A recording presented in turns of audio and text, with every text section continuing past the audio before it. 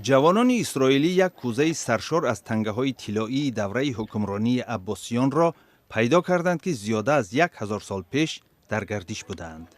کوزه با تنگه‌های طلایی در مناطق مرکزی اسرائیل در تاریخ 18 اوگوست یافت شد.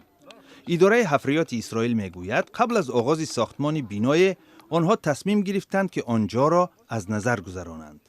مسئولان اداره حفریات میگویند معلوم نیست که چی شخص این خزینه را در داخل کوزه در زیر زمین پنهان کرده و با چی سبب نتوانسته است آن را از پنهانگاهش بگیرد. آز کوهن به حیث داوطلب در حفریات اشتراک کرده است.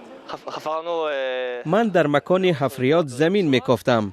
وقتی خاک را با کلند بالا برداشتم چیز شبیه برگ به نظرم رسید. آن را پاک کردم و دیدم که تنگه بوده است.